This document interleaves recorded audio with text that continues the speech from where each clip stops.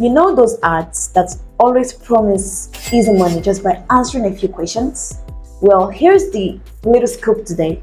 Online surveys can bring in some cash, but don't quit your day job just yet. They pay peanuts and you will actually spend ages trying to earn a few bucks. Plus, you'll be bombarded with a lot of surveys that are either irrelevant or pay so little. And so it's hardly worth the effort. It's like digging for gold in a sandbox. You have to like imagine that. And you must be wondering, those things you see advertised everywhere, promising you can make money from home just by answering a few questions. But does it really work? I'm about to share my personal story and some realistic tips that might actually surprise you today.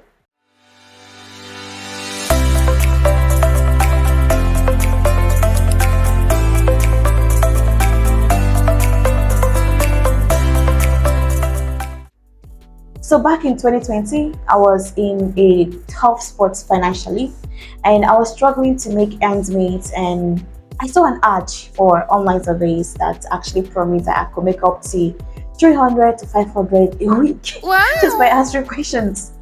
I thought, wow, that actually sounds too good to be true, but I'll give it a shot. So I signed up for every survey site I could find and started answering some questions.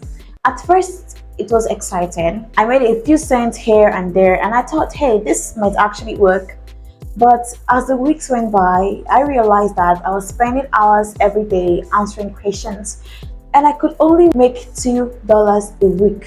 It was so ridiculous, and so I was wasting so much time doing something that isn't even going to cover my food bills.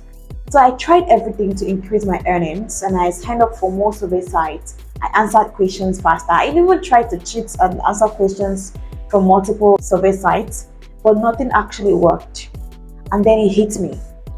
Online surveys were not going to give me the financial freedom I was seeking. And the truth is, online surveys aren't a good match. They're more like a pocket change situation. And you might actually score a few bucks here and there, but it's not enough to make a decent living. It's not enough to cover your bills.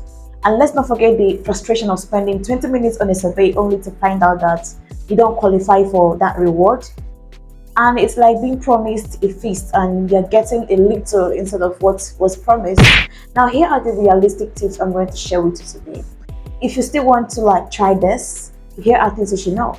First, you have to sign up for a bunch of survey sites. I tried over 5, and let's just say it was so overwhelming.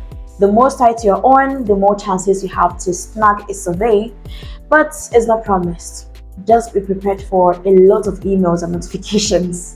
And number 2, you have to keep it real. Don't try to trick the system. It will work. Survey sites are actually smarter than you think they are. They'll catch you and kick you out of the platform faster than you ever say easy money. And number 3, you have to forget about making a living off surveys. It's not happening. There are tales of people breaking the internet and telling you, hey, you're going to make this, you're going to make that. But they are as rare as a unicorn site. I mean, for most of us, surveys are just a side hustle, not a full-time gig. For now, I'm not really doing that because I've done it and it didn't work out for me. So I'm sharing my tips in what worked for me. And number 4, look out for the good stuff like focus groups or product testing gigs. They pay better. These gigs might actually take more time and effort, but the pay is worth it. Plus, you get to try out cool products before anyone else does. So it's really a good thing to work on. The 5th one, you have to stick with reputable sites. I mean, I got burned by a few shady ones. I mean, scamming survey sites are a dozen. There's so many. So you have to stick with the ones that have been around for a while and have good reviews. And it's better to be safe than sorry. That is a story on its own. And now, alternative ways to actually make money online if you want to be serious. The first thing is that you have to start a blog or a YouTube channel about something you love, something you want to talk about, just like this. It takes time to build an audience, and once you do, the sky's the limit, as I'm trying to build my own channel and also building on LinkedIn, and it's actually worth it. The effort and the process are like a long-term investment for your future and for your career development and also for your financial increase or increase, whatever. I don't know. Number two is to sell stuff online or offer your skill as a freelancer. I mean, whether it's handmade craft or you're trying to sell your services, you have a content writing service, there's a market for almost everything online. Just put yourself out there and watch the others rolling. It's all about your visibility, your positioning, and how you actually put yourself out there is how people are going to see you as, and that's how people are going to address you as. So you got to put yourself out there so people see you as this person and patronize you, collaborate with you, or even refer you for what you're doing. It's simple, but it takes a lot of hard work to build. Number three is to learn new skills. I did a digital marketing course sometime in 2022 and 2021, and it's actually leveled up my game. The internet is full of resources to help you learn new skills.